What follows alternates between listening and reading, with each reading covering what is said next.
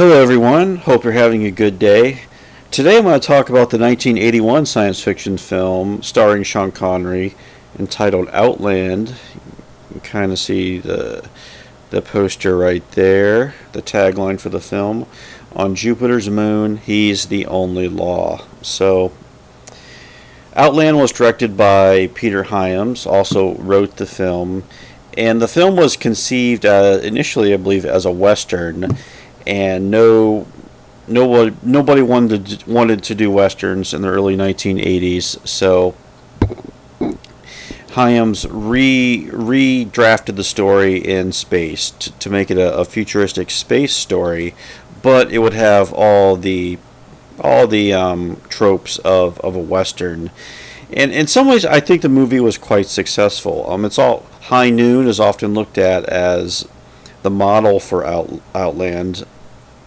High Noon, the classic from 1952 with Gary Cooper, in which he plays a marshal who has to decide whether to stay in his town and fight some criminals who are coming into town, or to leave and go off with his wife. Okay, so it's a film about moral conscience and courage. Now, what I like about Outland, where it clearly takes the themes of High Noon, but it's not at all like a beat for beat remake of High Noon at all. I mean, it's its own story. Maybe it has the structure of High Noon in some ways, but in some ways it tells its own, I think, fairly original story.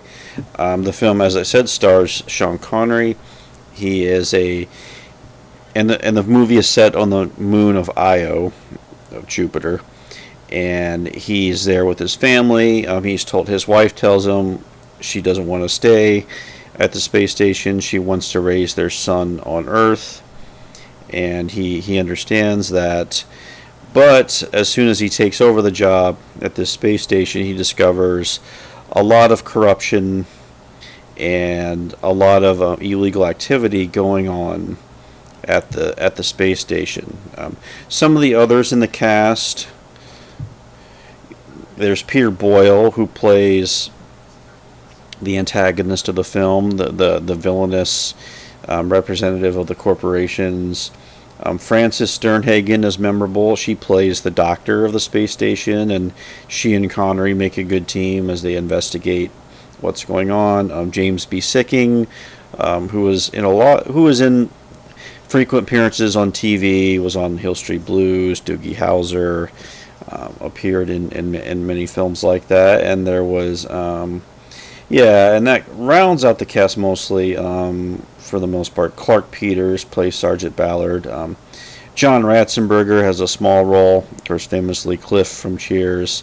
And Stephen Burkoff also shows up, who was also a familiar face of 1980s cinema. So a few things happen at the start of the film. At one scene, you have workers outside a space station.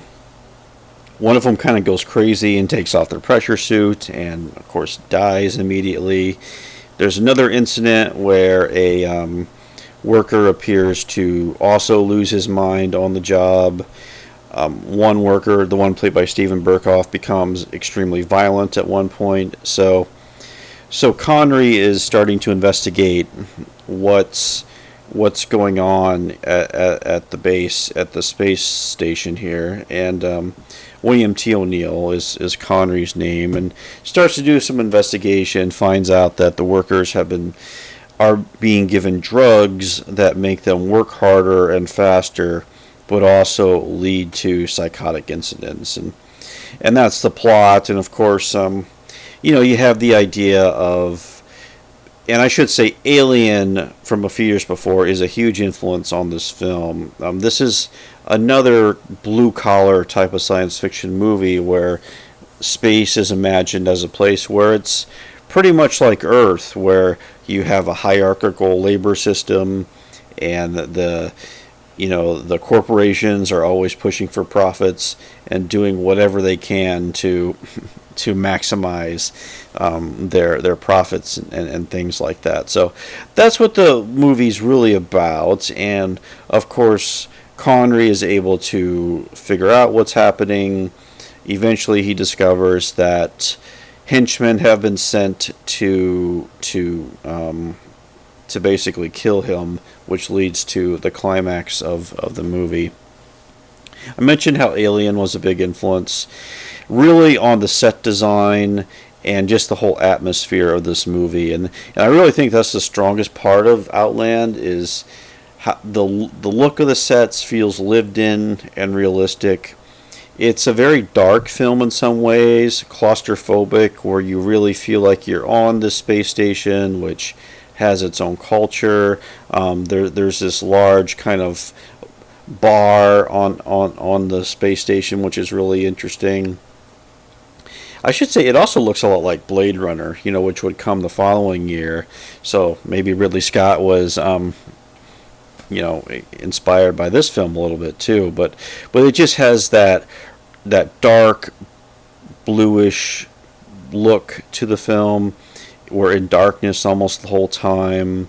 When we're inside, the light, the interior lighting, but you almost get the sense of what it's like to be in space as you watch the film. So just that's really what really impressed me with Outland. The story's fine. The climax. We have an exciting climax. We have the Jerry Goldsmith score for this film, who did so many soundtracks for science fiction movies. A good score. Connery, I think, hits all the right notes as the Marshal, where I like there's scenes with his family which are well done. He's kind of stoic, but at the same time it works for the character. You can see that he's calling upon the old Gary Cooper Western type of iconic heroes, and Connery does a good job of that, and balanced nicely by the others in the cast. As I said, Frances Sternhagen, as she's kind of this sarcastic doctor who helps him out. Peter Boyle is really good in the film as the antagonist. I do wish he had a little bit more scenes with this character, because he is interesting, and seeing him and Connery go toe to toe on screen is good. So Outland, a movie it looks great. The story is very straightforward.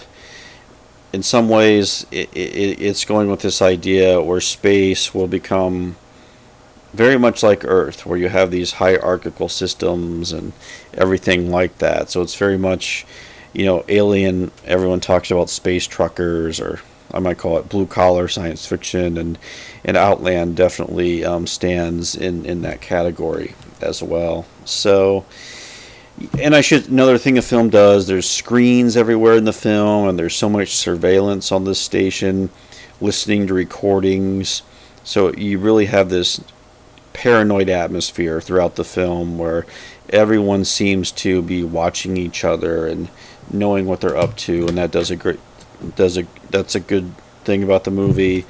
Also, isolation. As I talked about the claustrophobia of the space station, it really does a nice job with the whole production design of Outland. So not considered like one of the iconic sci-fi films of the 80s, but it's really strong. It's a confident movie. It knows what it is. It's never boring. The story really moves along, and it's just really well worth watching. So anyway, those are my thoughts on Outland. Thank you, and I'll talk to you later. Bye.